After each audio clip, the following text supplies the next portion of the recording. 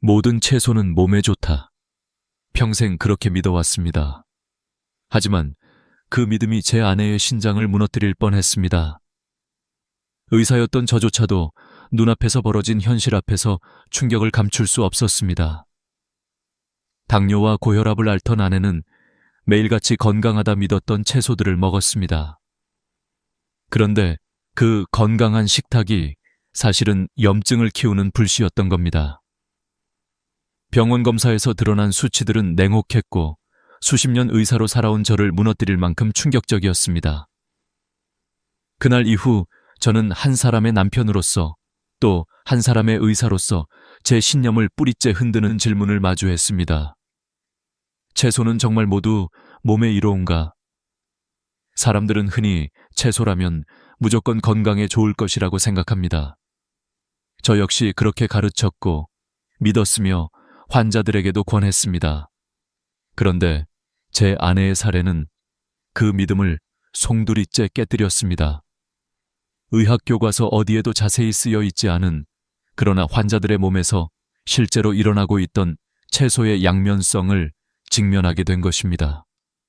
어떤 채소는 약처럼 작용해 생명을 살리지만 어떤 채소는 독처럼 작용해 혈관을 갉아먹고 염증을 쌓아 올리며 몸을 서서히 무너뜨립니다. 저는 다시 연구실로 돌아갔습니다. 수백 편의 논문을 찾아보고 최신 임상 데이터들을 뒤적이며 매일같이 채소 하나하나의 성분을 재검토했습니다. 그 과정에서 알게 된 사실은 단순했습니다. 우리가 나이 들수록 필요한 채소는 따로 있고 반드시 피해야 할 채소 또한 명확히 존재한다는 것입니다. 그동안 채소는 모두 약이라는 단순한 공식이 얼마나 위험한 착각이었는지를 저는 늦게나마 깨달았습니다. 저는 이 이야기를 숨기고 싶지 않았습니다. 왜냐하면 아내가 겪은 고통은 다른 노인 환자분들이 겪지 않아야 할 일이었기 때문입니다. 여러분이 지금 이 영상을 보고 계신다면 어쩌면 비슷한 고민을 안고 있을지도 모릅니다. 혈당이 오르내려서 걱정이신가요? 이유 없이 피곤하고 몸이 무거우신가요? 혹은 늘 챙겨 먹던 채소가 과연 진짜 내게 좋은지 의심해 본 적 있으신가요? 그렇다면 이 이야기는 바로 여러분을 위한 것입니다. 오늘 제가 말씀드릴 내용은 단순히 채소 목록을 나열하는 것이 아닙니다. 오랜 세월 동안 환자 곁을 지키며 쌓은 임상 경험과 과학이 밝혀낸 영양학적 진실, 그리고 무엇보다 한 사람의 가족을 살리고 싶었던 절박함이 함께 녹아 있습니다. 이 영상은 채소를 바라보는 여러분의 시각을 완전히 바꿔놓을 것입니다. 저는 올해로 82 노년 내과 전문의 박성철입니다. 45년 동안 대학병원과 요양병원에서 노인의 식생활, 혈관, 신장질환만을 연구해왔습니다. 그 시간 동안 수천 명의 환자들을 보며 제가 배운 것은 하나입니다. 무엇을 먹느냐가 그 사람의 인생을 바꾼다. 단순히 건강을 지키는 차원이 아니라 노년의 삶의 질, 나아가 존엄까지 결정짓는 문제입니다. 저는 지금부터 오랫동안 제 환자들이 가장 많이 물었던 질문에 답하려 합니다. 박사님, 도대체 뭘 먹어야 합니까? 뭘 피해야 합니까? 아마 여러분도 같은 질문을 품고 계실 겁니다. 그리고 오늘 저는 그 답을 분명하게 말씀드릴 겁니다. 하지만 본격적인 이야기에 들어가기 전에 한 가지 부탁을 드리고 싶습니다. 지금 이 영상을 어느 지역에서 보고 계신가요? 서울인가요? 부산인가요? 아니면 제주일까요? 댓글에 남겨주시면 저는 여러분의 건강 여정을 꼭 기억하겠습니다. 저는 아내의 눈물에서 출발해 이 진실을 마주했습니다. 그리고 지금은 수많은 어르신들께 그 깨달음을 나누며 두 번째 인생을 살고 있습니다. 앞으로 이어질 이야기는 단순히 지식 전달이 아니라 실제로 여러분의 몸을 변화시키고 삶을 되살릴 수 있는 열쇠가 될 것입니다. 어떤 채소는 뇌를 살리고 어떤 채소는 조용히 심장을 무너뜨립니다. 우리가 먹는 그 한 끼가 약이 될지 독이 될지는 결국 우리의 선택에 달려 있습니다. 이제 저는 여러분과 함께 그 선택의 길을 하나씩 밝혀 나가겠습니다. 오늘 들으실 이야기는 그 어떤 건강 상식보다도 현실적이고 그 어떤 의학 논문보다도 가슴 깊이 다가올 것입니다. 왜냐하면 이 이야기는 숫자나 통계가 아니라 살아있는 사람들의 몸과 눈물에서 시작되었기 때문입니다. 이제부터 채소에 숨겨진 진짜 얼굴을 보여드리겠습니다. 아내의 병실을 떠올리면 아직도 가슴이 먹먹합니다. 당뇨합병증으로 입원했을 때 검사 결과지를 보는 순간 저는 말을 잃었습니다. 수십 년 동안 환자들의 혈액 수치와 진단지를 봐왔지만 제 가족의 수치에서 그토록 큰 이상을 발견했을 때의 충격은 달랐습니다. 혈당은 계속 치솟고 있었고 신장 기능은 눈에 띄게 악화되고 있었습니다. 그런데 아내가 먹어온 음식은 남들이 다 좋다고 말하는 채소들이었습니다. 이 모순은 저를 깊은 의문 속으로 빠뜨렸습니다. 왜 좋다고 알려진 음식이 누군가에게는 독이 될까요? 저는 이 질문에 붙잡혀 밤마다 자료를 뒤졌습니다. 의학 논문, 영양학 데이터, 그리고 실제 환자들의 사례까지 모조리 검토했습니다. 그 과정에서 드러난 사실은 놀라웠습니다. 우리가 밥상에서 아무렇지 않게 올리는 채소들이 어떤 사람에게는 혈당을 은밀히 높이고 염증을 쌓아가는 원인이 된다는 것이었습니다. 채소가 모두 몸에 좋다는 단순한 믿음은 사실상 잘못된 정보였습니다. 예를 들어 옥수수는 달콤한 맛 때문에 많은 이들이 건강 간식이라 여기지만 당지수가 매우 높아 혈당을 급격히 올립니다. 감자 역시 비슷합니다. 삶아 먹든 튀겨 먹든 당 수치의 롤러코스터를 일으켜 당뇨 환자에게는 치명적일 수 있습니다. 그런데 이 사실을 아는 사람은 많지 않습니다. 대부분은 채소니까 괜찮겠지라는 안일한 생각으로 접시에 담습니다. 바로 이 지점에서 수많은 노인 환자들이 함정에 빠집니다. 반대로 색이 짙은 자색 양배추나 브로콜리는 놀라운 치유력을 지니고 있었습니다. 자색 양배추 속 안토시아닌은 염증을 잠재우고 세포 손상을 막는 강력한 힘을 가지고 있었습니다. 브로콜리의 설포라파는 혈당을 낮추고 노화된 세포를 회복시키며 뇌와 심장을 동시에 지켜주었습니다.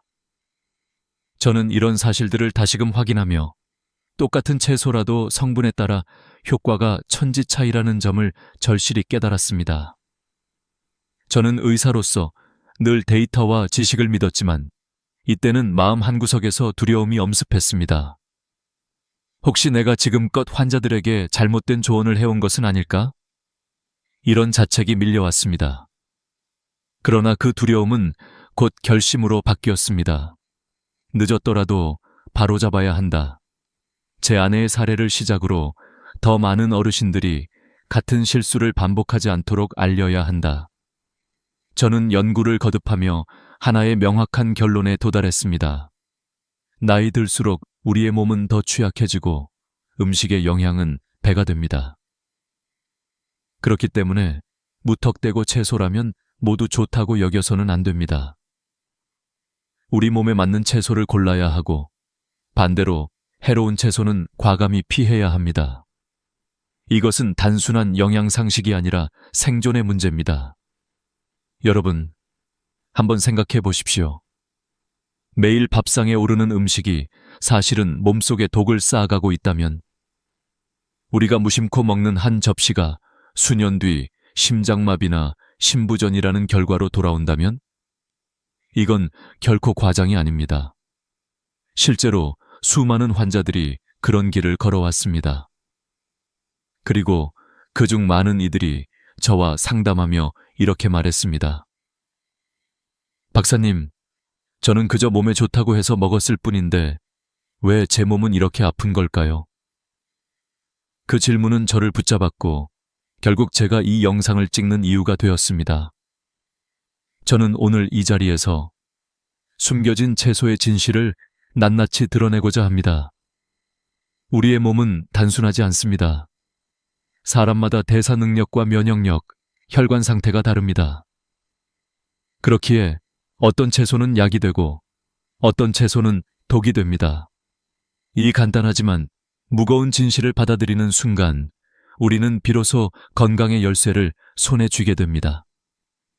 제가 드리고 싶은 메시지는 분명합니다. 모든 채소가 좋은 건 아니다. 그 말 속에는 우리 노년의 삶을 지켜낼 중요한 힌트가 숨어 있습니다. 여러분이 앞으로 무엇을 먹을지, 무엇을 피할지는 여러분의 혈관과 장기, 그리고 수명을 좌우할 것입니다.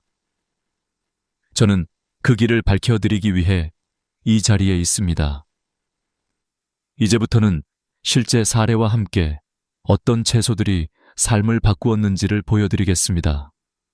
저는 환자들과 함께 걸어온 길에서 놀라운 회복의 순간들을 숱하게 보아왔습니다. 그 중에서도 채소를 제대로 섭취했을 때 일어난 기적 같은 변화는 아직도 제 가슴에 선명합니다. 자색 양배추, 브로콜리, 비트, 시금치. 이 4가지 채소는 단순히 영양소를 제공하는 수준을 넘어 나이든 몸을 되살리는 힘을 보여주었습니다. 먼저 자색 양배추. 단순히 색깔이 예뻐서 좋은 것이 아닙니다. 보랏빛 속에 숨어있는 안토시아닌은 세포 손상을 막고 만성 염증을 잠재우는 강력한 무기입니다. 염증은 노인이 겪는 거의 모든 질병의 뿌리입니다. 심장병, 관절염, 치매까지도 염증과 연결되어 있습니다.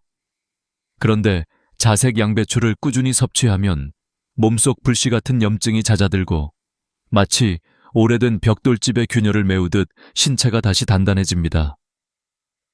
실제로 72세 김영자 어르신은 만성 소화불량과 변비로 힘들어했지만 매일 자색 양배추를 생으로 섭취한 뒤 눈에 띄게 회복했습니다. 배변 활동이 규칙적으로 돌아오고 얼굴빛까지 환해졌습니다. 저는 그녀의 미소에서 다시금 음식의 힘을 느꼈습니다. 브로콜리 또한 빼놓을 수 없습니다. 녹색 꽃송이 안에는 설포라판이라는 성분이 숨어 있습니다. 이 물질은 혈당을 안정시키고 인슐린 저항성을 낮추며 노화된 세포의 염증을 억제합니다. 69세 정성수 씨는 수년간 당화혈색소가 높아 고민하던 분이었습니다. 아무리 식단을 관리해도 수치는 내려가지 않았습니다. 하지만 브로콜리를 매일 데쳐 드신 지 3개월 만에 수치가 눈에 띄게 떨어졌습니다. 그분은 브로콜리가 내 인생을 바꿨다고 말할 정도로 만족해 하셨습니다. 뇌 건강에도 탁월한 효과가 있다는 연구 결과는 이미 다수 존재합니다. 비타민 K와 엽산이 풍부하여 기억력과 집중력을 지켜주기 때문입니다. 비트는 혈관을 살리는 채소입니다. 그 속에 든 질산염은 체내에서 산화질소로 바뀌어 혈관을 확장시킵니다. 덕분에 혈압이 내려가고 뇌 혈류가 개선됩니다. 75세 이순옥님은 오후만 되면 기운이 빠져 아무것도 못하던 분이었습니다. 하지만 비트 스무디를 꾸준히 드신 뒤 활력을 되찾았습니다. 기억력마저 눈에 띄게 좋아졌다고 말씀하셨습니다. 붉은 빛깔의 베타인은 세포의 노화를 늦추는 항산화제 역할까지 했습니다. 단순히 피로 회복이 아니라 삶 전체가 달라진 것입니다. 마지막으로 시금치. 이 채소는 노인에게 눈과 뇌를 지키는 방패와 같습니다. 루테인과 제아잔틴은 노화로 약해지는 망막을 보호하고 시력 저하를 늦춥니다. 또한 철분과 마그네슘, 엽산이 고르게 들어있어 혈액을 만들고 신경을 안정시킵니다. 80세 오정희 씨는 안구 건조와 골다공증으로 힘들어했지만 매일 시금치를 섭취한 뒤 눈의 피로가 줄고 골밀도 수치가 향상되었습니다. 그녀는 이제 다시 책을 읽고 세상을 또렷하게 볼 수 있다며 웃음을 되찾았습니다. 이렇듯 채소 하나하나가 사람의 삶을 바꾸는 열쇠가 되기도 합니다. 중요한 것은 그냥 먹는 것이 아니라 어떻게, 어떤 형태로 먹느냐입니다. 자색 양배추는 생으로 샐러드에 넣어 먹을 때 가장 효과적이고, 브로콜리는 살짝 찌거나 마늘과 함께 볶을 때 효능이 극대화됩니다. 비트는 스무디로 섭취할 때 흡수율이 높으며, 시금치는 살짝 데쳐 나물로 무쳐 먹으면 옥살산 걱정 없이 즐길 수 있습니다. 여러분, 이 4가지 채소는 단순한 식재료가 아닙니다. 한 사람의 노년을 활기차게 만들고 삶을 새롭게 열어주는 친구입니다. 어제보다 오늘, 오늘보다 내일 더 건강한 몸을 원한다면 이 4가지 채소를 반드시 기억하시기 바랍니다. 이제 우리는 반대로 몸을 무너뜨리는 채소들의 진실을 마주해야 합니다. 지금까지는 우리 몸을 살리는 채소들을 보았습니다. 하지만 모든 채소가 약이 되지는 않습니다. 오히려 어떤 채소는 나이가 들수록 조용히 도구로 작용해 건강을 위협합니다. 우리는 그것을 잘 알지 못한 채 매일 밥상에 올려왔습니다. 아내의 사례가 그렇듯이 좋다는 이름 아래 몸을 무너뜨리는 채소들이 분명 존재합니다. 첫 번째는 옥수수입니다. 달콤하고 고소한 맛 때문에 많은 분들이 간식으로 즐겨왔지만 옥수수는 혈당 지수가 높은 대표적인 채소입니다. 특히 나이가 들어 췌장이 약해진 상태에서 옥수수를 자주 섭취하면 혈당이 급격히 상승하고 인슐린 분비가 불안정해집니다. 66세 박모 씨는 간단히 먹을 수 있다는 이유로 통조림 옥수수를 늘 식탁에 올렸습니다. 그러나 정기검진에서 공복 혈당이 130을 넘고 당화혈색소까지 높아져 결국 당뇨 진단을 받았습니다. 그는 건강한 채소라고만 믿었다며 충격을 받았고, 지금은 옥수수를 완전히 끊고 다른 대체 식품으로 관리하고 있습니다. 두 번째는 감자입니다. 우리에게 너무 친숙한 식재료지만 감자는 혈당을 급격히 올려 당뇨와 고혈압 위험을 동시에 높입니다. 튀김이나 으깬 감자로 먹을 때는 그 해로움이 더 커집니다. 72세 이문수 씨는 매일 저녁 감자를 즐겨 먹다가 갑작스러운 고혈압 진단을 받았습니다. 식단 상담을 통해 감자의 영향을 깨달은 그는 지금은 고구마로 바꾸어 먹습니다. 고구마는 혈당 지수가 낮고 식이섬유가 풍부하여 훨씬 안정적입니다. 작은 차이가 건강을 크게 바꿀 수 있다는 사실을 보여주는 사례입니다. 세 번째는 가지입니다. 보랏빛이 아름다운 가지는 일부 사람에게 예상치 못한 문제를 일으킬 수 있습니다. 가지에 들어있는 알칼로이드 성분은 관절통이나 피로감을 심화시키기도 합니다.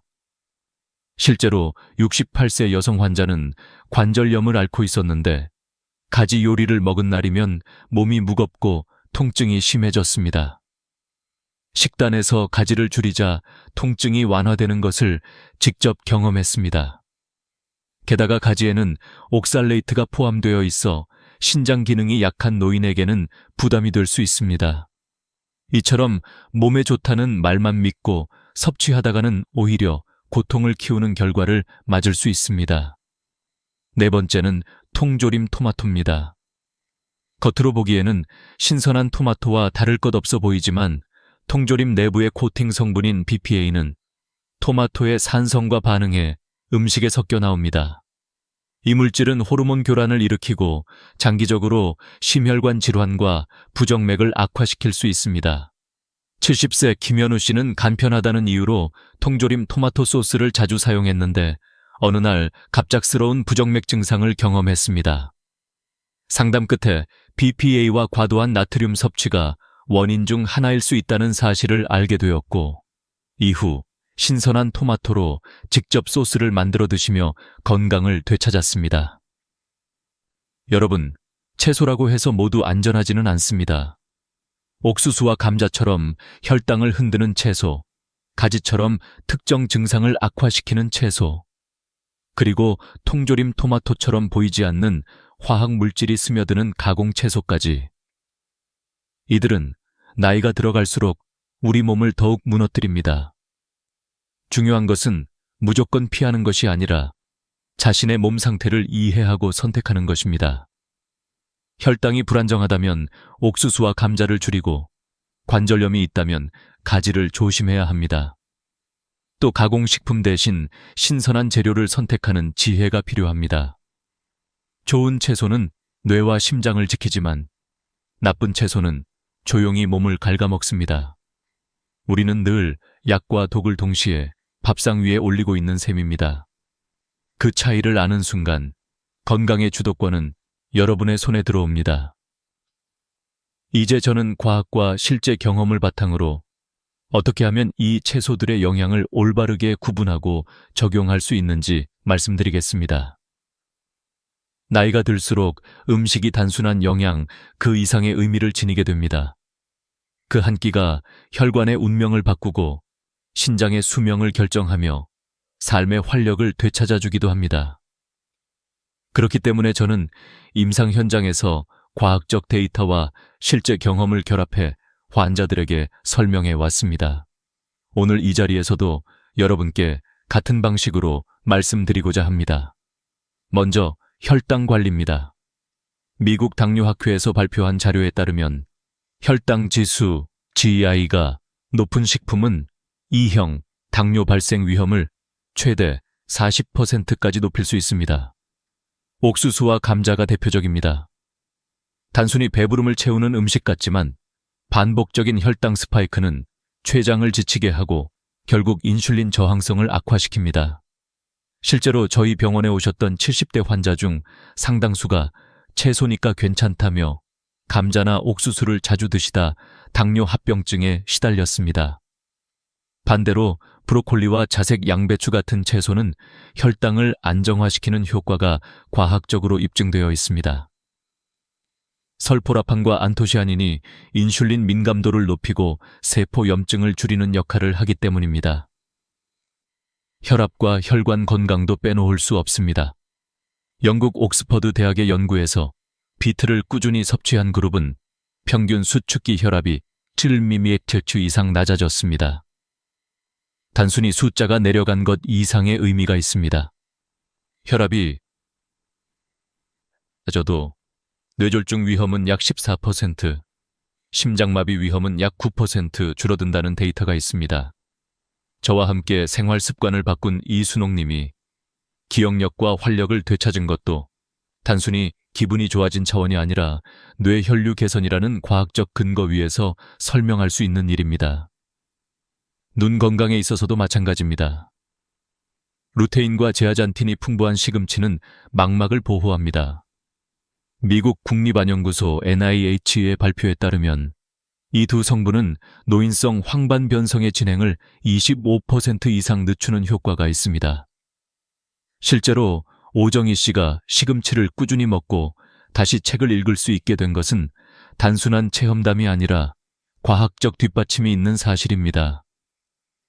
여기서 중요한 것은 지식만이 아닙니다. 저는 환자들에게 언제나 이렇게 말합니다. 내 몸은 실험실이다. 같은 음식을 먹어도 사람마다 반응은 다릅니다.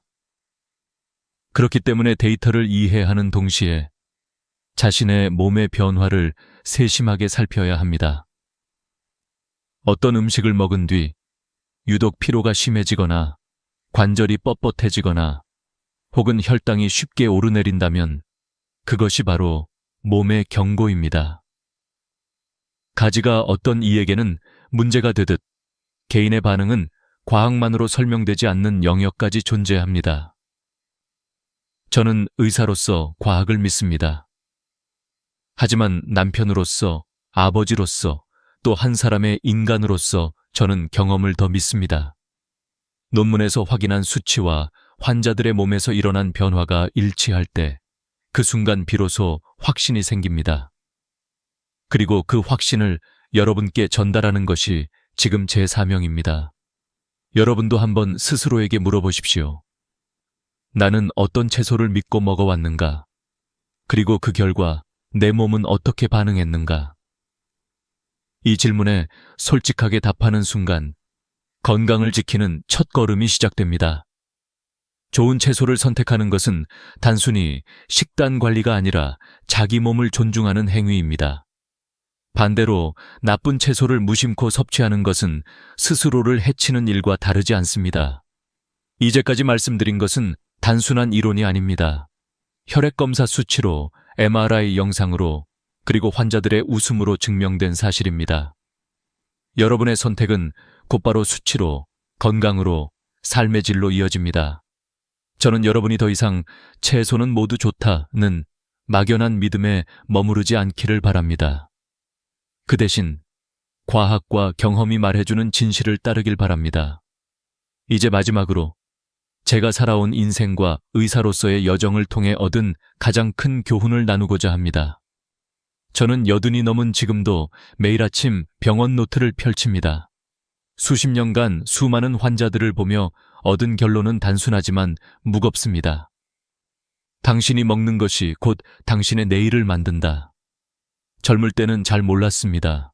몸이 강하고 회복력이 빠르니 무엇을 먹든 큰 문제가 없어 보였습니다. 그러나 나이가 들면 이야기가 달라집니다.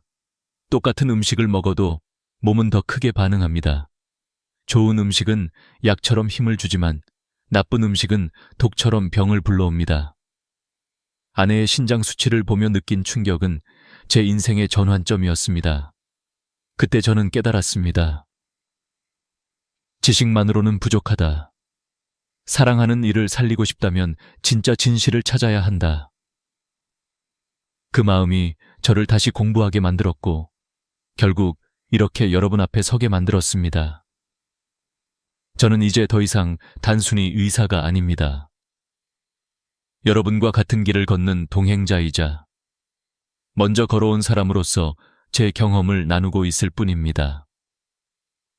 저는 지금까지 4가지 몸을 살리는 채소와 4가지 몸을 해치는 채소를 말씀드렸습니다. 자색 양배추는 염증을 줄이고 장을 살립니다.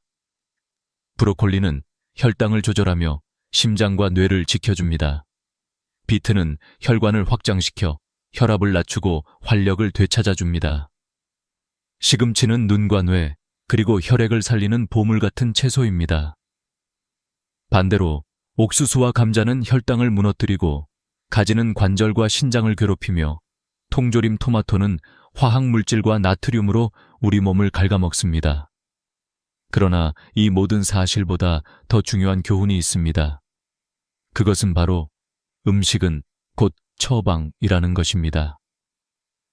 의사가 내리는 약 처방만큼이나 우리가 매일 선택하는 밥상이 우리의 몸을 결정합니다. 나이가 들수록 그 영향은 더욱 분명해집니다. 그러니 오늘의 작은 선택이 내일의 건강을 바꾼다는 사실을 잊지 마십시오. 저는 환자들에게 늘 이렇게 말합니다. 오늘 식탁에 무엇을 올릴지는 결국 당신이 스스로에게 쓴 처방전입니다. 아무도 대신 써주지 않습니다. 제 아내의 회복도 수많은 환자들의 변화도 결국은 스스로 내린 처방을 실천했기에 가능했습니다. 여러분, 오늘 들으신 이야기가 단순한 정보로 끝나지 않기를 바랍니다. 지금 이 순간 냉장고를 열어 어떤 채소를 꺼낼지, 장을 보러 갔을 때 어떤 선택을 할지, 그것이 바로 여러분의 인생을 바꾸는 첫걸음이 될 것입니다.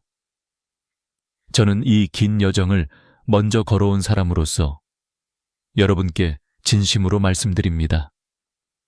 늦지 않았습니다. 지금부터 바꾸면 됩니다. 혹시 오늘 저녁 식사에 어떤 채소를 드실 예정인가요? 저는 여러분이 자색 양배추 한 줌이라도 곁들이길 바랍니다. 그것이 내일의 활력을 만들어줄 테니까요. 작은 습관의 변화가 여러분의 남은 인생을 새롭게 열 것입니다. 이 영상을 끝까지 함께 해주셔서 감사합니다. 여러분의 건강한 100세 인생을 진심으로 응원합니다. 혹시 이 이야기가 도움이 되셨다면 구독과 좋아요, 알림 설정을 꼭 눌러주세요. 여러분의 작은 행동이 더 많은 분들에게 이 지혜를 전하는 힘이 됩니다. 앞으로도 저는 여러분께 노년을 위한 실제적인 지혜와 이야기를 전해드리겠습니다.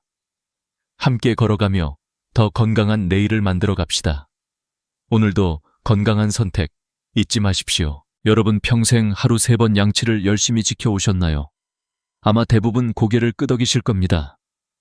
그런데 여기서 충격적인 이야기를 들려드리겠습니다. 그 습관이 오히려 65세 이후에는 치아와 잇몸을 해치고 심지어 수명까지 단축시킬 수 있다는 사실입니다. 믿기 어려우시죠? 바로 이 반전의 진실이 오늘 이야기의 시작입니다. 저는 40년 넘게 치과에서 수천 명의 환자를 만나며 이 불편한 진실을 수없이 확인해 왔습니다. 어느 83세 할아버지는 식사 후마다 3번씩 무려 60년을 꼬박꼬박 양치했지만 결국 치아가 흔들리고 시린 고통에 시달리게 되었습니다. 왜일까요? 그것은 잘못된 습관이 몸에 깊숙이 자리 잡았기 때문입니다. 사실 양치질은 횟수가 많을수록 좋은 것이 아닙니다. 오히려 횟수가 많아질수록 치아와 잇몸을 보호하는 자연 방어막이 더 많이 손상될 수 있습니다.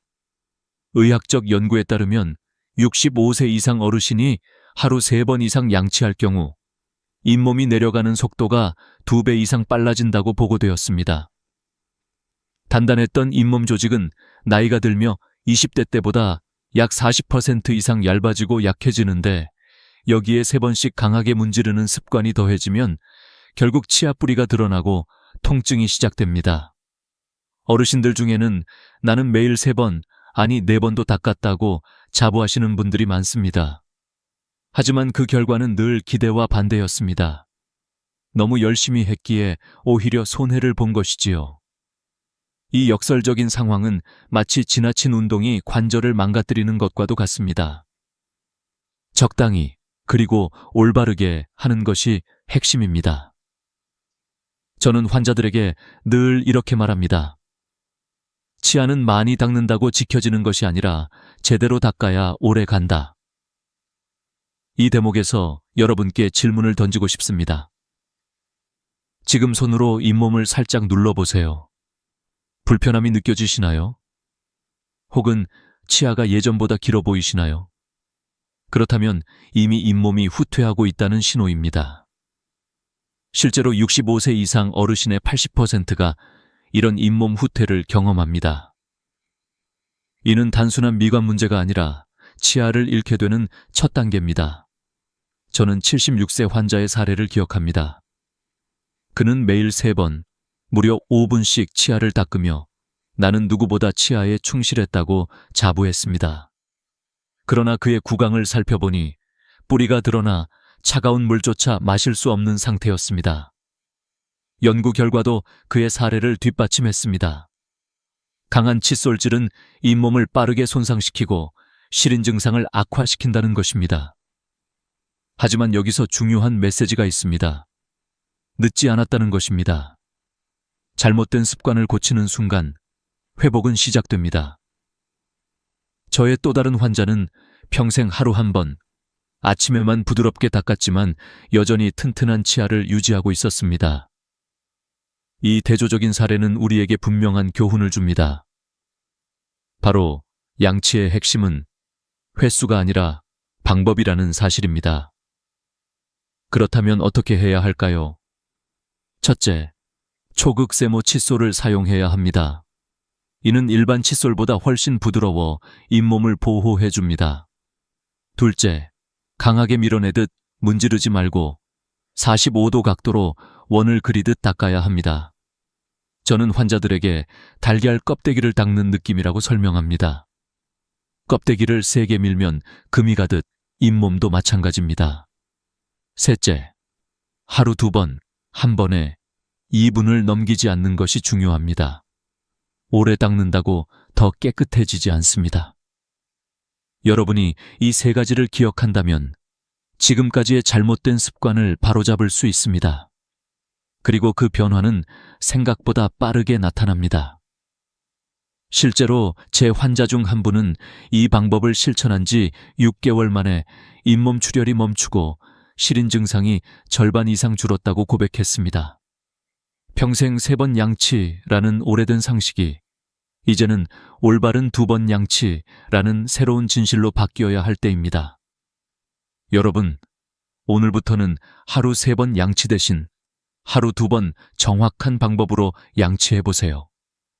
그것이 여러분의 치아를 10년, 아니 20년 더 지켜줄 수 있습니다.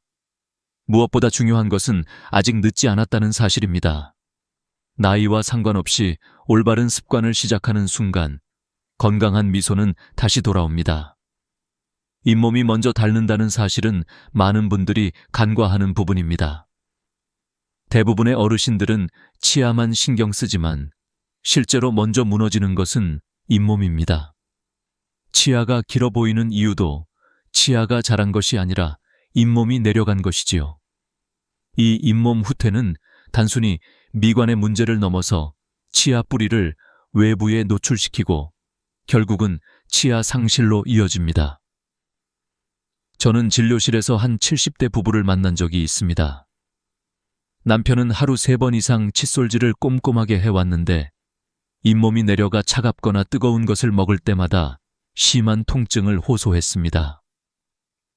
반면 아내는 하루 2번만 부드럽게 양치했는데 잇몸도 튼튼하고 치아도 건강했습니다. 이 대비는 너무도 극명했습니다. 노력과 결과가 정반대로 나타난 것이지요. 의학적으로도 설명할 수 있습니다. 나이가 들면서 잇몸 조직은 점점 얇아지고 탄력을 잃습니다. 60대가 되면 잇몸 두께는 20대의 절반 수준으로 줄어들기도 합니다. 이런 상황에서 딱딱한 칫솔로 강하게 문지르면 잇몸은 쉽게 손상되고 치아 뿌리가 노출됩니다. 그 순간부터 찬물 한 잔조차 괴로움으로 바뀌는 것입니다. 한 연구 결과를 소개하겠습니다. 65세 이상 노인을 대상으로 조사했을 때 하루 3번 이상 강한 칫솔질을 하는 그룹은 하루 2번 부드럽게 양치하는 그룹에 비해 잇몸 후퇴 속도가 2배 이상 빠른 것으로 나타났습니다. 단순한 습관 차이가 수년 뒤에는 치아 보존 여부를 결정하는 큰 요인이 된다는 사실입니다. 그렇다면 어떻게 해야 할까요? 올바른 방법을 익히는 것이 무엇보다 중요합니다. 첫 번째는 칫솔의 선택입니다. 초극세모 칫솔은 잇몸을 부드럽게 감싸며 손상을 줄입니다. 두 번째는 각도입니다. 45도로 기울여 원을 그리듯 닦는 것이 핵심입니다. 힘으로 밀어내는 것이 아니라 부드럽게 쓰다듬는 방식입니다. 세 번째는 시간입니다. 하루 2번, 각 2분이면 충분합니다. 그 이상은 오히려 해가 될 수 있습니다. 저는 환자들에게 이런 비유를 자주 합니다. 달걀 껍데기를 닦는다고 생각해 보세요. 세게 문지르면 금이 가지만 살살 닦으면 깨끗해지면서도 껍데기가 온전히 남습니다. 우리의 잇몸도 똑같습니다. 지나친 힘은 보호막을 깨뜨릴 뿐입니다. 실제로 한 82세 할머니는 평생 하루 한 번만 아침에 가볍게 닦았는데도 치아가 튼튼했습니다. 비결은 바로 적절한 강도와 올바른 방법이었습니다. 반대로 76세 남성은 5분씩 3번을 닦았지만 뿌리가 드러나 시린 증상에 시달렸습니다. 이 두 사람의 차이는 횟수가 아니라 방법이었습니다. 저는 여기서 한 가지 더 강조하고 싶습니다. 잇몸이 한번 내려가면 다시 원래대로 돌아오기 어렵습니다. 그렇기 때문에 미리 예방하는 것이 핵심입니다. 이미 증상이 시작되었더라도 올바른 방법으로 전환하면 더 이상 진행되지 않도록 막을 수 있습니다. 한 환자의 사례가 떠오릅니다. 그는 양치를 바꾼 후 6개월 만에 잇몸 출혈이 멈췄고 시린 증상이 50% 이상 줄었습니다. 단순히 칫솔과 방법만 바꿨을 뿐인데 삶의 질이 달라졌다고 했습니다. 명 선생님, 이제는 물 마시는 게 두렵지 않아요 라며 웃던 그 얼굴을 저는 잊을 수 없습니다. 여러분도 오늘부터는 생각을 바꾸셔야 합니다. 치아를 지키는 가장 큰 적은 게으름이 아니라 잘못된 열심입니다. 하루 3번, 오래 세게 닦는 습관은 오히려 치아를 잃게 만드는 길입니다. 하루 2번, 짧게, 부드럽게 닦는 것이야말로 진정한 지혜입니다. 이제 손에 잡고 있는 칫솔을 다시 보세요. 너무 딱딱하지는 않은가요? 칫솔모가 금방 퍼지지는 않았나요? 3개월마다 칫솔을 교체하는 것 또한 잇몸을 지키는 작은 비결입니다. 칫솔의 끝이 닳은 순간 그것은 칼날처럼 잇몸을 찌르는 도구가 될 수 있습니다. 결국 건강한 잇몸은 단순히 치아를 잡아주는 기둥이 아닙니다. 음식 맛을 느끼게 하고 대화를 편안하게 하며 웃음을 지을 수 있는 바탕입니다. 여러분의 삶의 즐거움은 이 작은 습관에서 시작됩니다. 하루 2번의 올바른 양치. 이것이 여러분의 잇몸을 10년, 20년 더 지켜줄 것입니다. 하얀 치약의 광고를 보신 적 있나요?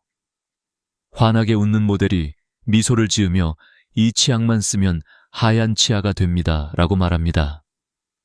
많은 어르신들이 그런 광고를 믿고 수십 년간 미백 치약이나 치석 제거 기능이 강조된 강한 치약을 사용해 왔습니다.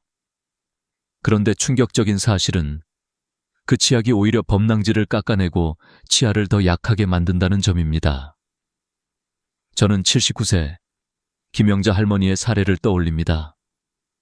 20년 넘게 미백 치약을 고집하셨던 분입니다. 명 선생님, 하얀 치아가 예쁘잖아요. PB 광고에서 웃는 사람들이 다 치아가 하얗더라고요. 그녀는 그렇게 말씀하셨습니다. 하지만 진료를 해보니 치아 표면이 거칠게 마모되어 있었고 찬물뿐만 아니라 따뜻한 차조차 마시기 힘든 상태였습니다. 처음에는 단순히 시린 증상이라고 생각했지만 실제로는 보호막인 범랑질이 크게 손상되어 있었습니다. 범랑질은 치아의 가장 바깥쪽을 덮고 있는 단단한 층입니다. 사과 껍질처럼 안쪽을 지켜주는 방패죠. 하지만 나이가 들수록 이 층은 점점 얇아집니다. 70세가 되면 20대 때보다 15에서 20% 얇아집니다. 쉽게 말하면 오래 신은 신발 밑창이 닳아 얇아지는 것과 같습니다. 이런 상황에서 강한 연마제가 들어간 치약으로 매일 세게 닦으면 보호막이 점점 사라지고 민감한 속살이 드러납니다. 서울에서 진행된 한 연구에 따르면 65세 이상 노인이 연마제가 강한 치약을 2년 이상 사용할 경우 치아 민감성이 3배 증가하고 잇몸 염증이 40% 이상 더 많이 발생했다고 합니다. 이 데이터는 우리가 무심코 선택한 치약 하나가 얼마나 큰 차이를 만드는지 보여줍니다. 그렇다면 어떤 치약을 선택해야 할까요? 첫째, 저연마성이라고 표시된 치약을 고르셔야 합니다. 이런 치약은 불필요한 마찰을 줄여 약해진 치아를 보호합니다. 둘째, 불소 함량이 1000ppm 정도인 치약이 적절합니다. 불소는 치아를 강화시키고 시린 증상을 완화하는 데 도움이 됩니다. 셋째, 민감성 치아용이라고 쓰여 있는 치약을 활용해 보세요. 이미 시린 증상이 있는 분들에게 큰 효과가 있습니다. 치약을 짜는 양도 중요합니다. 많은 분들이 길게 짜서 칫솔에 가득 묻히지만 사실 콩알만 한 크기로도 충분합니다. 치약이 많다고 해서 더 깨끗해지는 것이 아니라 오히려 거품만 많아져 양치 시간을 줄이게 됩니다. 적은 양으로도 충분히 효과적입니다. 저는 환자들에게 늘 강조합니다. 치약은 치아를 지키는 약이 아니라 칫솔질을 도와주는 보조제일 뿐입니다. 결국 중요한 것은 치약의 종류와 양이 아니라 부드러운 칫솔질과 올바른 방법입니다. 치약은 마치 양념과 같습니다.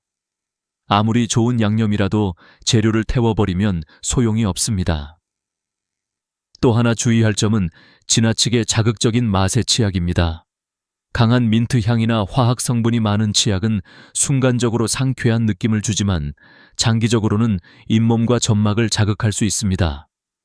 특히 구강 건조증이 있는 어르신들에게는 이런 자극이 더 큰 불편함을 유발합니다. 한 환자는 치약을 바꾼 후 단 2주 만에 찬물을 마셔도 시리지 않다고 말했습니다.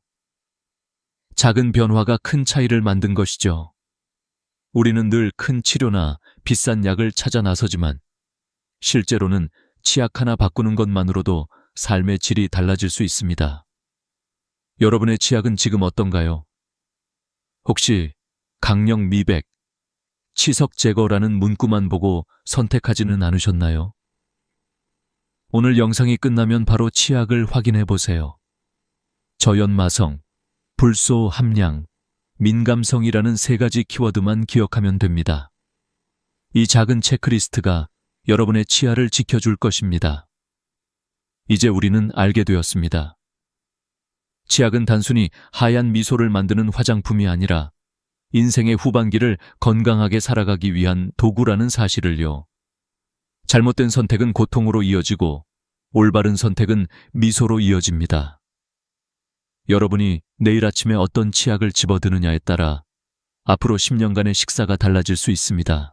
식사 후 바로 양치질을 해야 한다는 말, 여러분도 어릴 적부터 귀에 못이 박히도록 들어오셨을 겁니다. 하지만 이 상식이 사실은 우리의 치아를 서서히 갉아먹는 주범이 될 수 있다는 사실 알고 계셨나요? 저는 수많은 어르신 환자들을 진료하면서 식후, 즉시 양치 습관 때문에 오히려 치아가 약해진 사례를 반복해서 보았습니다. 77세 오정환 할아버지는 군 생활을 오래 하시면서 철저한 위생 습관을 몸에 익히셨습니다. 밥 먹고 3분 이내에 반드시 양치한다는 규칙을 수십 년간 지켜오셨습니다. 하지만 정작 그의 치아는 심하게 마모되어 있었고 커피 한 모금조차 시려서 마실 수 없을 정도였습니다. 평생 지켜온 철저한 습관이 오히려 치아를 무너뜨린 셈이었습니다. 그 이유는 간단합니다. 우리가 음식을 먹으면 특히 과일, 주스, 탄산음료 같은 산성 음식은 치아 표면을 일시적으로 부드럽게 만듭니다. 이 상태에서 바로 칫솔질을 하면 약해진 범낭질이 그대로 벗겨져 나갑니다. 마치 젖은 흙벽을 손으로 문지르면 쉽게 무너지는 것과 같습니다. 연구에 따르면 식후 즉시 양치를 한 그룹은 30분 이상 기다린 그룹에 비해 치아 침식이 2.5배 더 많이 발생했습니다. 단 몇 분의 차이가 수년 후 치아 건강을 가르는 것입니다. 그렇다면 언제 양치를 하는 것이 좋을까요? 정답은 식후 30분에서 1시간 후입니다. 그 시간 동안 침이 스스로 산성을 중화해 치아 표면을 회복시킵니다.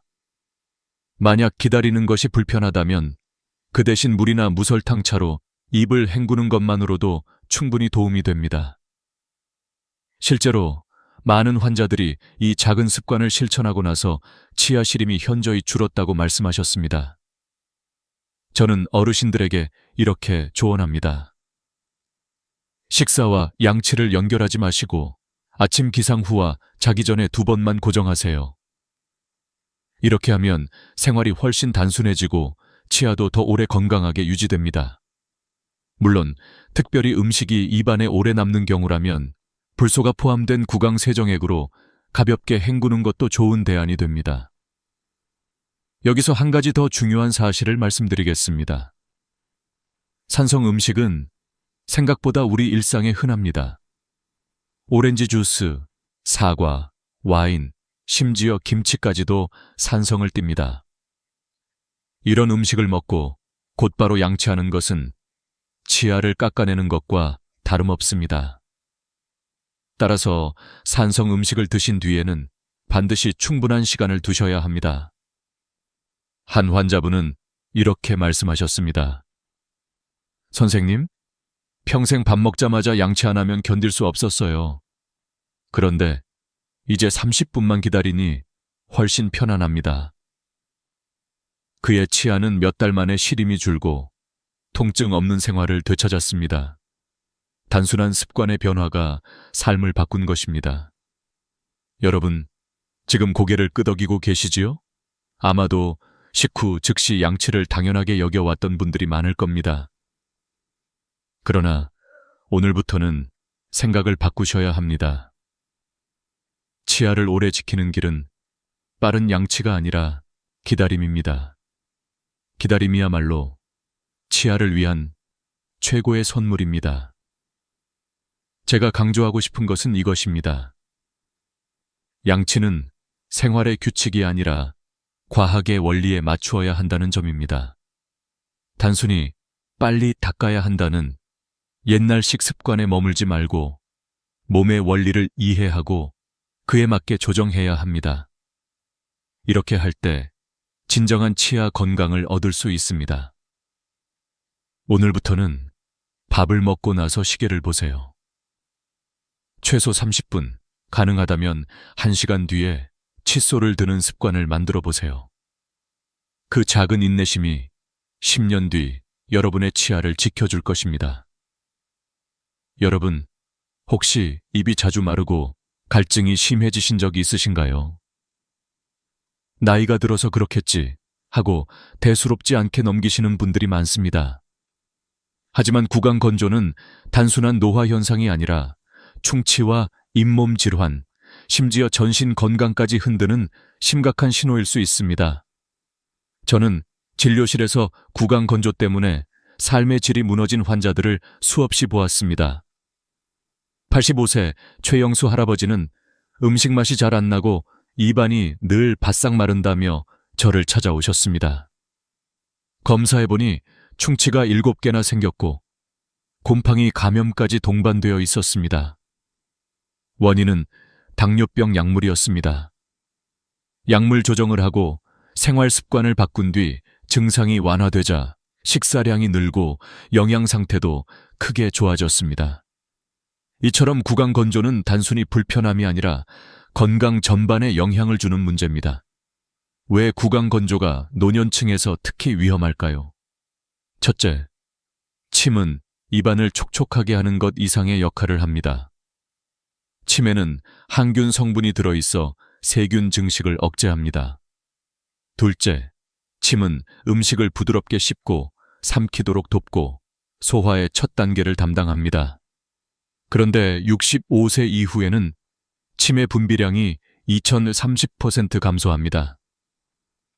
여기에 고혈압약, 우울증약, 알레르기약 등 흔히 복용하는 약물까지 침 분비를 억제하니 구강 건조는 더 심각해질 수밖에 없습니다. 구강 건조가 지속되면 어떤 일이 생길까요? 첫째, 충치 위험이 3배 이상 증가합니다. 침이 줄어들면 치아를 보호하는 자연 방어막이 사라지기 때문입니다. 둘째, 잇몸 질환이 악화됩니다. 침은 잇몸을 씻어내고 보호하는 역할을 합니다. 셋째, 곰팡이 감염 같은 구강 내 감염이 흔하게 발생합니다. 넷째, 음식 맛을 제대로 느끼지 못해 식욕이 떨어지고 결국 영양 부족으로 이어집니다. 다섯째, 말하기와 삼키기가 어려워져 사회적 고립감까지 생길 수 있습니다. 그렇다면 어떻게 관리해야 할까요? 첫 번째 방법은 물을 자주 조금씩 마시는 것입니다. 하루 8잔 이상이 이상적입니다. 두 번째는 무설탕 사탕이나 껌을 활용하는 것입니다. 침샘을 자극해 침 분비를 늘릴 수 있습니다. 세 번째는 인공침을 사용하는 것입니다. 약국에서 쉽게 구할 수 있는 인공침은 입안을 촉촉하게 유지하는 데 큰 도움이 됩니다. 네 번째는 알코올이 들어간 구강 세정제를 피하는 것입니다. 알코올은 입안을 더 건조하게 만듭니다. 다섯 번째는 가습기를 활용하는 것입니다. 특히 밤에 입으로 호흡하는 분들에게 꼭 필요합니다. 여섯 번째는 복용 중인 약물을 의사와 상담하는 것입니다. 구강 건조를 덜 유발하는 대체 약물이 있을 수 있습니다. 이 6가지 방법을 꾸준히 실천하면 구강 건조는 충분히 관리할 수 있습니다. 실제로 최영수 할아버지는 생활을 바꾼 뒤 다시 음식 맛을 느낄 수 있고 웃음도 많아졌다고 말씀하셨습니다. 단순히 입안이 촉촉해진 것 이상의 변화를 경험하신 것입니다. 여러분, 입안이 마른 증상을 결코 가볍게 여기지 마세요. 구강 건조는 충치와 잇몸 질환의 시작일 뿐 아니라 삶의 즐거움과 영양 상태까지 무너뜨릴 수 있습니다. 반대로 말하면 입안을 촉촉하게 유지하는 작은 습관들이 여러분의 치아와 건강을 오래 지켜줄 수 있습니다. 오늘부터 물을 자주 마시고 껌이나 사탕을 준비해 보세요. 그리고 약국에서 인공침을 찾아보시고 밤에는 가습기를 켜두세요. 이 작은 변화들이 쌓이면 어느 순간 달라진 자신을 발견하게 될 것입니다. 웃을 때 입안이 편안하고 음식을 먹을 때 즐거움이 돌아오고 사람들과 대화할 때 당당해지는 순간 말입니다. 결국 구강 건강은 단순히 치아만의 문제가 아니라 삶 전체의 질과 연결되어 있습니다. 입안이 촉촉해지는 것, 그것이 여러분의 행복한 노년을 위한 첫걸음입니다. 많은 분들은 구강 건강을 단순히 치아와 잇몸의 문제로만 생각합니다. 하지만 저는 40년 동안 수천 명의 환자를 보며 충격적인 사실을 확인했습니다. 구강의 작은 염증이 전신 건강, 나아가 수명까지 바꿀 수 있다는 점입니다. 심장병, 당뇨병, 치매와 같은 질환이 구강 상태와 밀접하게 연결되어 있다는 연구 결과가 잇따르고 있습니다. 81세 이병철 할아버지의 사례가 대표적입니다. 그는 심장 질환으로 치료를 받던 중 갑작스레 상태가 악화되었습니다. 원인을 찾던 의사들은 놀라운 사실을 발견했습니다. 심각한 잇몸 감염이 혈류를 타고 심장에 영향을 주고 있었던 것입니다. 잇몸 치료를 시작한 뒤 심장 상태가 안정되었고 그는 증손자의 돌잔치에 건강하게 참석할 수 있었습니다. 이가 심장에 영향을 줄 수 있다니 믿을 수 없다라고 하셨지만 이는 과학적으로 입증된 사실이었습니다. 서울에서 진행된 연구에 따르면 심각한 잇몸 질환이 있는 65세 이상 노인은 그렇지 않은 노인에 비해 심장 질환 위험이 약 20% 높았습니다. 또 다른 연구에서는 잇몸 질환 환자가 치매에 걸릴 확률이 30% 이상 높다는 결과도 나왔습니다. 미국 하버드 의대 연구팀은 건강한 구강을 유지한 노인이 평균 6.4년 더 오래 산다고 보고했습니다. 단순히 이를 닦는 습관이 수명을 늘릴 수 있다는 뜻입니다. 그렇다면 우리는 어떤 습관을 가져야 할까요? 저는 환자들에게 6가지 처방전을 제시합니다. 첫째, 하루 2번 부드러운 초극세모 칫솔로 2분간 양치하세요. 둘째, 저연마 불소 민감성 치약을 콩알만큼만 사용하세요. 셋째, 식후 최소 30분에서 1시간 후에 양치하고 그전에는 물로 헹구는 습관을 들이세요. 넷째, 하루 8잔 이상의 물을 마시고 구강 건조를 관리하세요. 다섯째, 치실이나 치간 칫솔로 치아 사이를 청소하세요. 여섯째, 6개월마다 정기적으로 치과 검진을 받아 문제를 조기에 발견하세요. 이 처방전을 꾸준히 실천한 환자들은 놀라운 변화를 경험했습니다. 어떤 이는 잇몸 출혈이 멈췄고 또 다른 이는 심장 발작의 위험에서 벗어났습니다. 저는 그들의 눈빛에서 삶을 되찾은 기쁨을 보았습니다. 여러분도 할 수 있습니다. 늦었다고 생각하지 마세요. 지금이 바로 시작하기에 가장 좋은 때입니다. 저는 마지막으로 이렇게 말씀드리고 싶습니다. 나이는 단순한 숫자에 불과합니다. 올바른 지식과 작은 실천만으로도 치아와 잇몸은 100세까지 지켜낼 수 있습니다. 건강한 구강은 단순히 음식을 씹기 위한 것이 아니라 웃음을 되찾고 대화를 이어가며 삶의 질을 지켜주는 열쇠입니다. 여러분, 오늘부터 작은 습관을 바꿔보세요. 하루 2번, 올바른 방법으로 양치하는 것, 물을 자주 마시는 것, 그리고 정기적으로 치과를 찾는 것. 그 모든 것이 쌓여서 여러분의 인생을 더 길고 행복하게 만들어줄 것입니다. 오늘 이야기가 도움이 되셨다면 구독과 좋아요 버튼을 눌러주세요. 그리고 이 영상을 가족이나 주변 어르신들과 꼭 공유해 주시기 바랍니다. 여러분의 한 번의 클릭이 누군가의 삶을 바꿀 수 있습니다. 오늘 제가 들려드릴 이야기는 조금 충격적일 수도 있습니다. 지금 이 순간에도 허리가 끊어질 듯이 아파서 의자에 앉지도 못하고 무릎이 뻣뻣해서 화장실 가는 길조차 멀게만 느껴지는 분들이 계십니다.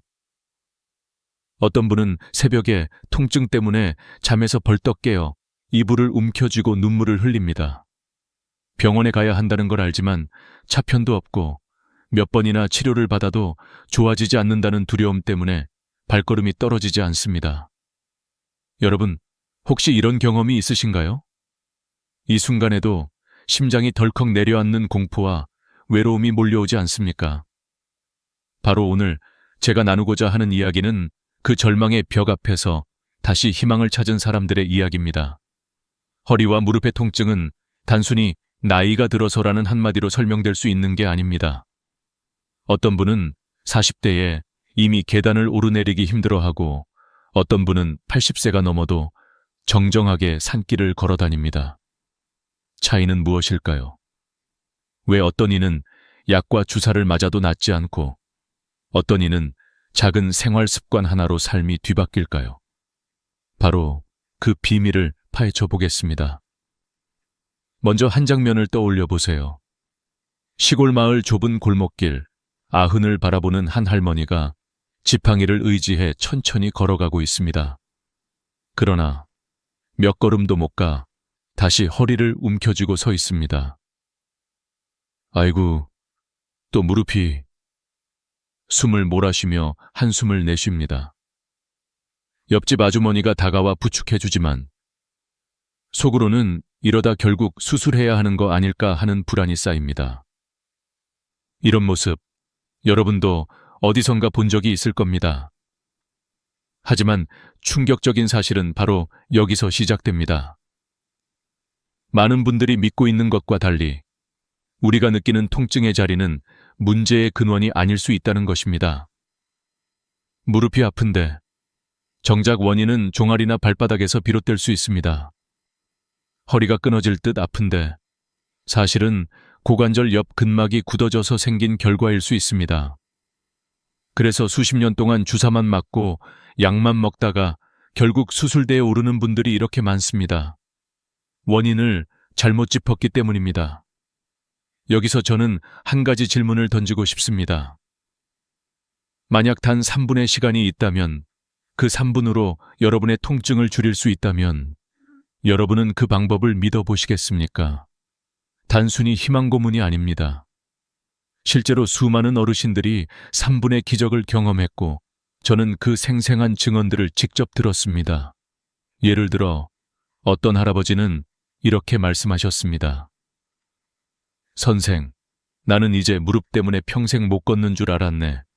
그런데 발바닥을 풀어주고 나니 아침에 일어날 때 통증이 없어졌네. 다시 밭일도 할 수 있게 됐어.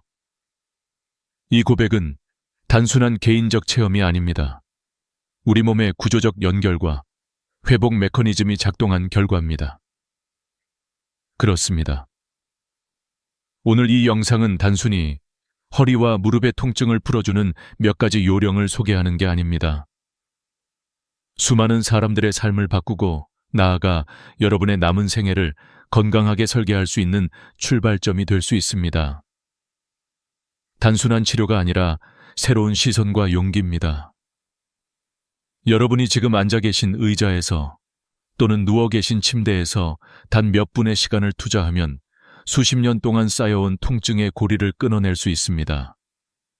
하지만 여기에는 한 가지 조건이 있습니다. 여러분, 스스로 믿고 꾸준히 따라해 주셔야 한다는 겁니다. 저는 의사가 아니지만 수많은 어르신들을 가까이서 지켜보며 깨달은 교훈을 전하고자 합니다. 곧 여러분께 구체적인 방법을 알려드리겠지만 그 전에 꼭 말씀드리고 싶은 게 있습니다. 우리 몸은 절대로 거짓말하지 않습니다. 통증은 단순히 고통을 주기 위한 게 아니라 이제는 나를 돌봐달라는 몸의 간절한 신호입니다. 그 신호를 무시하고 약으로 덮어버리면 결국 더 큰 고통으로 돌아옵니다. 하지만 그 신호를 제대로 읽고 풀어주면 놀라울 만큼 빠르게 회복할 수 있습니다. 이제 여러분은 선택의 기로에 서 있습니다. 계속해서 약과 주사에만 의지할 것인지 아니면 지금 이 자리에서 단 3분을 투자해 새로운 변화를 만들어 갈 것인지. 저는 여러분께 두 번째 길을 권하고 싶습니다.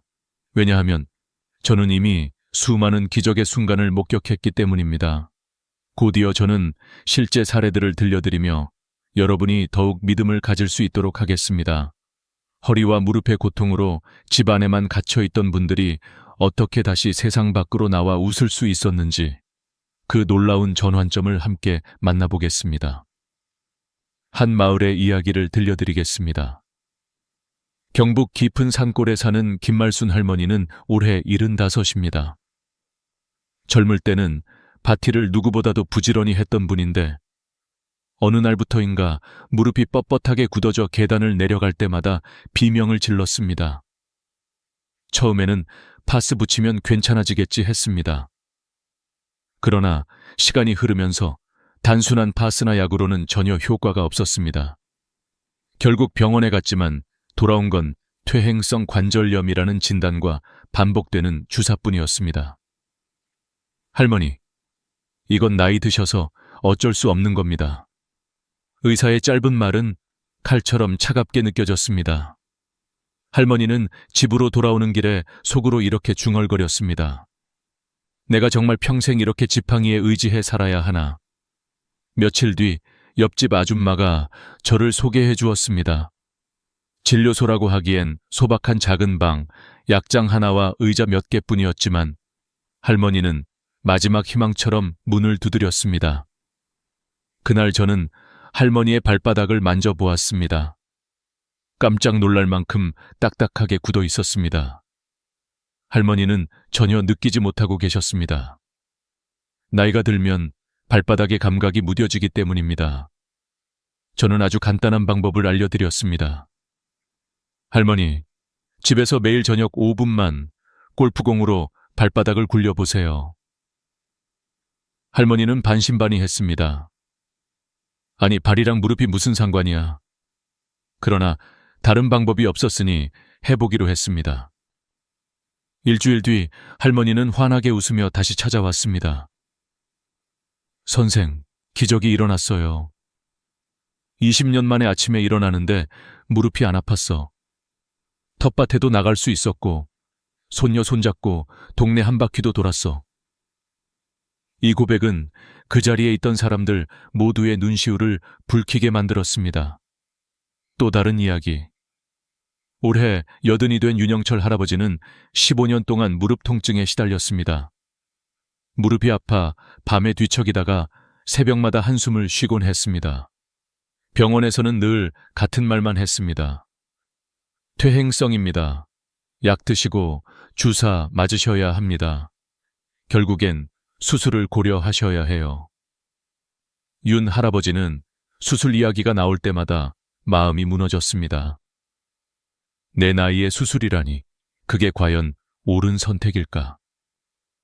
그러던 어느 날 할아버지는 제게 찾아와 간절히 물었습니다. 선생, 수술 말고 다른 방법은 없겠습니까? 저는 할아버지의 종아리를 만져보았습니다. 무릎 뒤쪽에서 5cm 아래 돌덩이처럼 굳어있던 부위를 발견했습니다. 저는 그 부위를 손가락으로 눌러주며 말씀드렸습니다. 할아버지, 무릎 통증의 핵심 원인은 종종 여기 종아리입니다. 집에서 하루 2번만 눌러주세요. 며칠 뒤 할아버지는 다시 찾아와 놀란 표정을 지었습니다. 허허, 선생, 무릎이 덜 당겨요. 계단도 조금 더 편하게 올라가졌어요. 작은 변화였지만 그 표정에는 새로운 희망이 가득했습니다. 그리고 마지막으로 소개하고 싶은 분이 있습니다. 81세 박영수 할아버지는 허리 통증 때문에 수년간 밤에 잠을 이루지 못했습니다. 병원에서는 척추관 협착증이라며 수술을 권유했습니다. 그러나 할아버지는 두려웠습니다. 내가 이 나이에 수술을 하면 다시 걸을 수 있을까? 저는 할아버지의 엉덩이 옆 고관절 근막을 짚어보았습니다. 놀랍게도 한쪽이 단단히 뭉쳐 있었습니다. 저는 간단한 방법을 알려드렸습니다. 할아버지, 하루에 2분만 이 부위를 눌러보세요. 단 3일 만에 놀라운 변화가 일어났습니다. 박 할아버지는 밤에 깊은 잠을 잘 수 있었고 일주일 뒤에는 아침에 허리 통증 없이 일어날 수 있었습니다. 심지어 그 뒤에는 가벼운 등산까지 다니셨습니다. 수술 안 하길 정말 잘했어. 이렇게 간단한 방법으로 내 인생이 달라질 줄이야. 이 세 가지 이야기는 단순한 우연이 아닙니다. 우리 몸은 하나로 연결되어 있고 그 연결고리를 풀어주었을 때 삶 전체가 변합니다. 많은 분들이 아픈 곳만 치료하느라 수십 년을 허비합니다. 그러나 진짜 답은 엉뚱한 곳에 숨어 있습니다. 여러분, 이 이야기를 들으면서 어떤 생각이 드십니까? 혹시 지금 당신의 무릎이나 허리 통증도 전혀 생각지도 못한 곳에서 비롯된 건 아닐까요? 지금까지의 상식이 흔들리기 시작하지 않았습니까? 바로 여기서부터 새로운 길이 열립니다. 곧 저는 그 원인을 더 깊이 파헤쳐 드리겠습니다. 우리 몸은 거대한 퍼즐과 같습니다. 퍼즐 조각 하나가 삐뚤어지면 전체 그림이 흐트러집니다. 허리와 무릎의 통증도 마찬가지입니다. 많은 분들이 허리가 아프다, 무릎이 아프다 라고 호소하지만 정작 문제의 뿌리는 전혀 다른 곳에 숨어 있는 경우가 많습니다. 오늘은 그 숨은 원인에 대해 깊이 이야기해 보려 합니다. 먼저 발입니다. 발은 단순히 걷기 위해 존재하는 기관이 아닙니다. 몸 전체를 지탱하는 기초이자 충격을 흡수하는 스펀지 같은 역할을 합니다. 정상적인 발바닥은 눌렀을 때 부드럽게 들어갔다가 다시 튕겨 나와야 합니다. 그러나 나이가 들수록 발바닥은 고무처럼 딱딱해지고 충격 흡수 기능을 잃습니다. 그 결과 걸을 때마다 생기는 충격이 고스란히 무릎과 허리에 전달됩니다.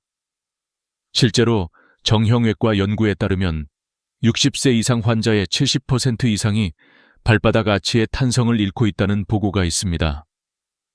이는 곧 무릎과 허리의 통증으로 이어집니다. 다음은 종아리입니다. 종아리는 흔히 간과되지만 하체의 중심 경유지입니다.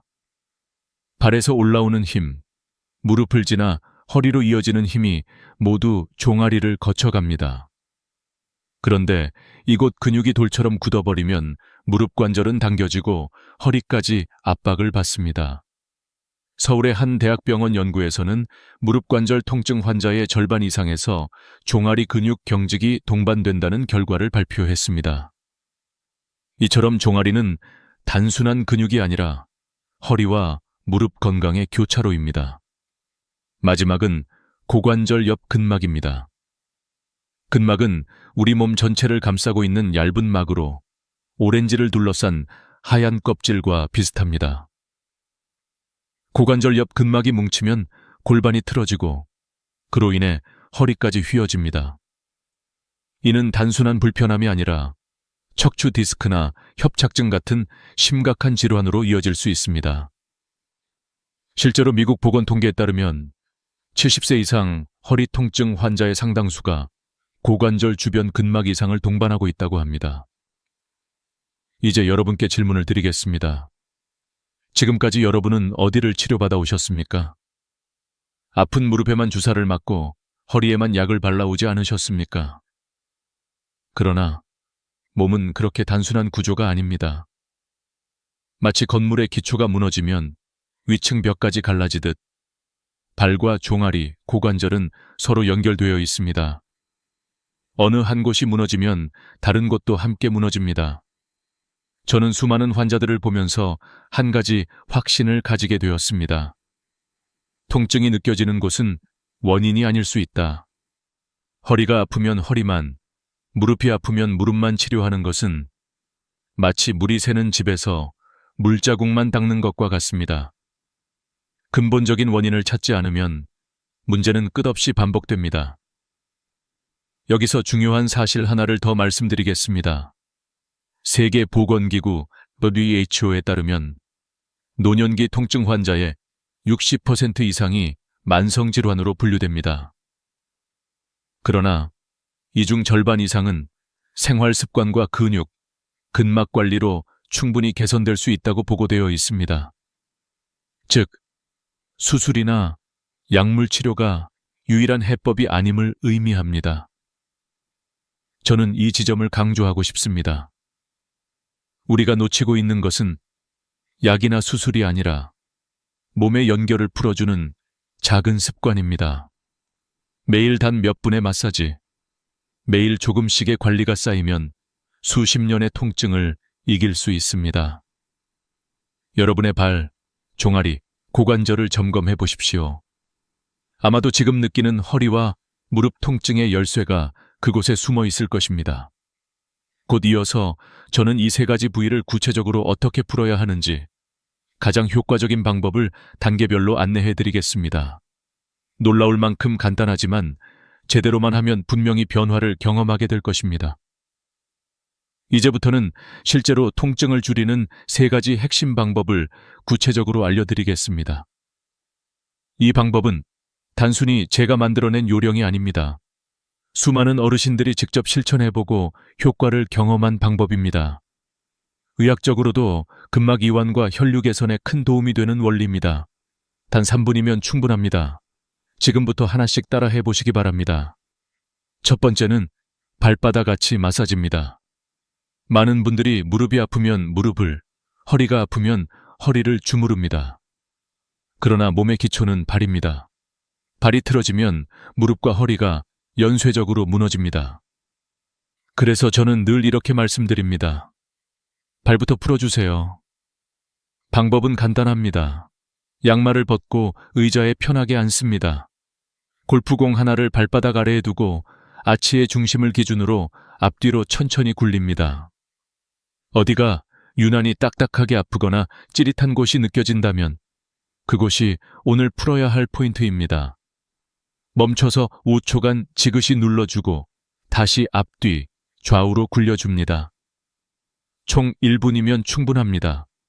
하루 2번, 아침에 일어나자마자 1번, 저녁에 자기 전 1번 해주면 가장 좋습니다. 처음에는 아프지만 며칠 지나면 발이 부드러워지고 무릎과 허리까지 편안해집니다. 두 번째는 종아리 정중앙 마사지입니다. 무릎 뒤쪽과 발목 사이 딱 중간 지점, 손으로 만져보면 딱딱한 멍울이 느껴집니다. 이곳이 바로 승산혈이라고 불리는 핵심 포인트입니다.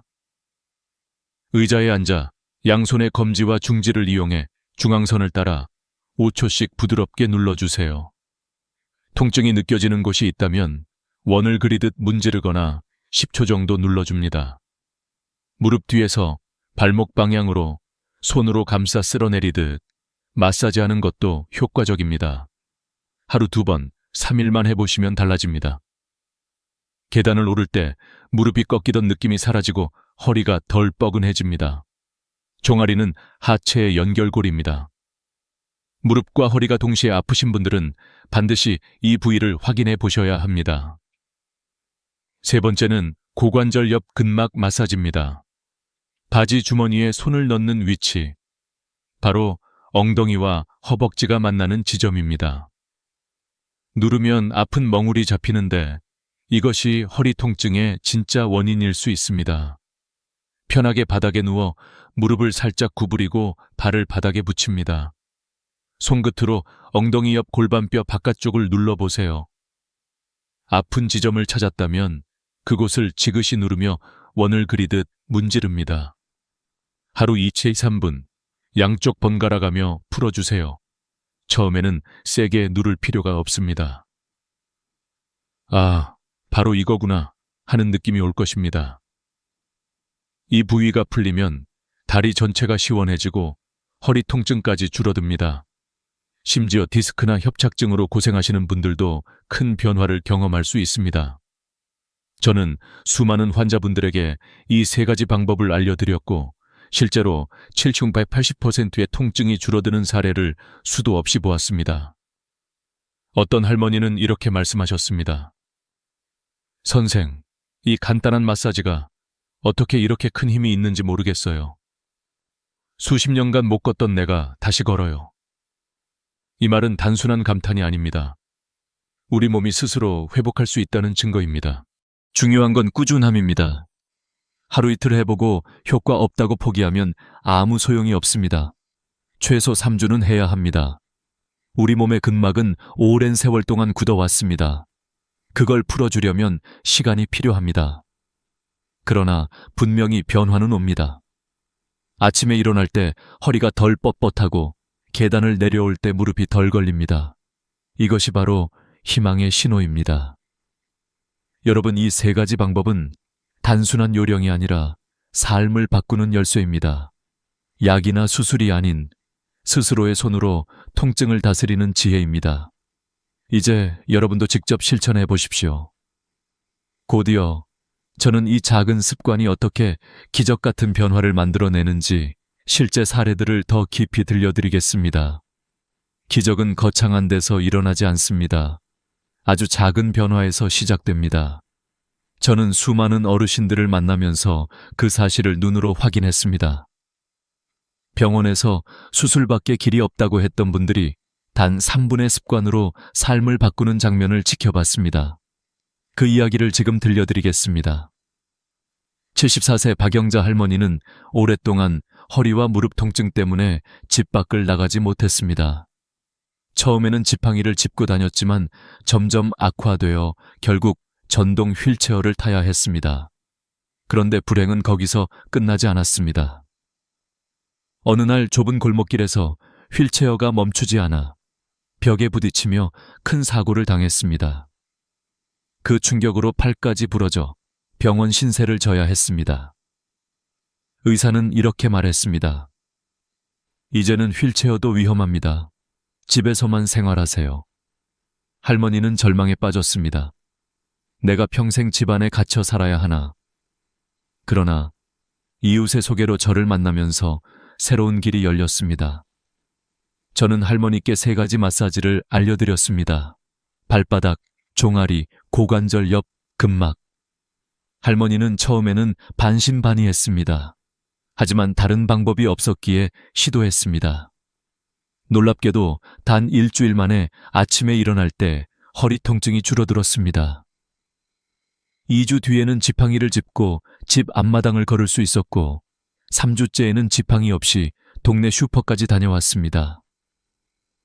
한 달 뒤 할머니는 더 놀라운 일을 해냈습니다. 30년 만에 자전거를 탄 것입니다. 눈물이 핑 돌 만큼 감격스러운 순간이었습니다. 이 사례는 결코 특별한 예외가 아닙니다. 꾸준히 따라한 분들이라면 누구나 경험할 수 있는 변화입니다. 실제로 해외 연구에서도 유사한 결과가 보고되었습니다. 미국 국립보건원 NIH의 보고서에 따르면 매일 10분 이하의 근막 마사지와 스트레칭을 3주간 꾸준히 한 노년층 환자의 65% 이상이 통증 강도가 절반 이하로 감소했다고 합니다. 이 수치는 단순한 위로가 아니라 과학적 근거입니다. 또 다른 사례, 79세 이정호 할아버지는 허리 통증 때문에 밤마다 뒤척이다 새벽에 겨우 잠드는 생활을 수년간 이어왔습니다. 병원에서는 디스크 초기라며 수술을 권했습니다. 그러나 할아버지는 무서웠습니다. 이 나이에 수술하다가 잘못되면 어쩌지. 결국 집으로 돌아와 절망만 쌓여갔습니다. 그런데 우연히 제가 알려드린 마사지를 알게 되었습니다. 처음엔 의심했지만 단 3일 만에 허리가 한결 가벼워졌습니다. 2주가 지나자 밤에 깊은 잠을 잘 수 있었고 한 달이 되자 가볍게 등산도 할 수 있게 되었습니다. 할아버지는 이렇게 말씀하셨습니다. 선생, 나는 이제야 알았네. 약도 수술도 필요 없었어. 내 몸을 스스로 돌보는 게 답이었어. 이러한 이야기들이 모여 한 가지 큰 교훈을 줍니다. 바로 통증은 평생의 짐이 아니다 라는 사실입니다. 우리는 흔히 나이 들면 어쩔 수 없이 아파야 한다고 생각합니다. 그러나 실제로는 작은 관리와 꾸준한 실천으로 충분히 회복할 수 있습니다. 저 역시 이 과정을 지켜보며 한 가지 깨달음을 얻었습니다. 사람들은 기적을 기다리지만 기적은 준비된 사람에게만 찾아옵니다. 단 3분이라도 매일 꾸준히 하는 사람, 몸의 신호에 귀 기울이는 사람에게 변화는 반드시 찾아옵니다. 여러분, 이 순간에도 수많은 분들이 선택의 기로에 서 있습니다. 그냥 참고 살까? 아니면 새로운 방법을 믿어볼까? 그 선택이 앞으로의 10년, 20년을 결정합니다. 약과 주사에만 의지하던 삶에서 벗어나 내 손으로 내 몸을 회복하는 삶. 바로 그 삶을 여러분도 시작할 수 있습니다. 곧 저는 이 모든 경험을 통해 우리가 배워야 할 교훈을 정리해 드리겠습니다. 단순히 아픔을 줄이는 것에 그치지 않고 나이 들어서도 건강하게 살아가기 위한 삶의 지혜를 함께 나누겠습니다. 삶은 우리에게 수많은 선택지를 던집니다. 통증 앞에서도 마찬가지입니다. 누군가는 그대로 참고 살기를 택하고 누군가는 수술대에 오릅니다. 그러나 또 다른 길이 있다는 사실을 오늘 여러분과 함께 확인했습니다.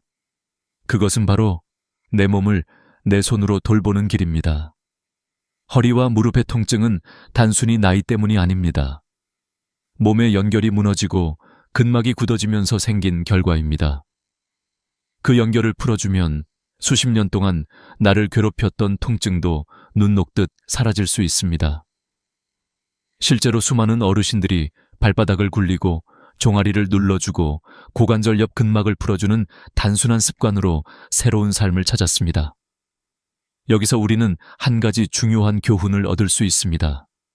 작은 습관이 삶을 바꾼다는 것입니다. 매일 단 3분 꾸준히 실천하는 습관은 약이나 수술보다 더 큰 힘을 발휘할 수 있습니다. 몸은 거짓말하지 않습니다. 통증은 몸이 보내는 신호입니다.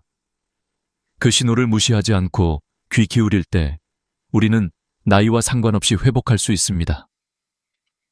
저는 오랫동안 환자분들과 함께하면서 수없이 많은 눈물을 보았습니다. 절망에 빠졌다가 다시 웃음을 되찾은 얼굴, 걷지 못하다가 다시 길 위에 서게 된 발걸음, 포기했던 일상을 다시 시작하는 환희. 그 모든 순간들이 제게도 큰 울림이 되었습니다. 그래서 오늘 이 이야기를 전하며 여러분께 말씀드리고 싶습니다. 당신도 할 수 있습니다. 물론 처음에는 효과가 미미할 수 있습니다. 오랫동안 굳어있던 근육과 근막이 풀리려면 시간이 필요합니다. 그러나 최소 3주만 꾸준히 해보십시오. 어느 날 아침 일어나는데 허리가 덜 뻣뻣한 것을 발견할 것입니다. 계단을 내려가면서 무릎이 덜 걸리는 것을 느낄 것입니다. 그리고 어느 순간 당신도 모르게 나도 다시 걷고 있구나 라는 기쁨을 경험할 것입니다. 이제 여러분의 선택이 남았습니다. 수술과 약에만 의지하며 두려움 속에 살 것인지, 아니면 오늘부터 매일 단 3분을 투자해 새로운 삶을 시작할 것인지, 저는 여러분이 두 번째 길을 선택하시기를 간절히 바랍니다. 그것이 바로 희망의 길이기 때문입니다. 오늘의 이야기를 마무리하며 마지막으로 부탁드리고 싶습니다.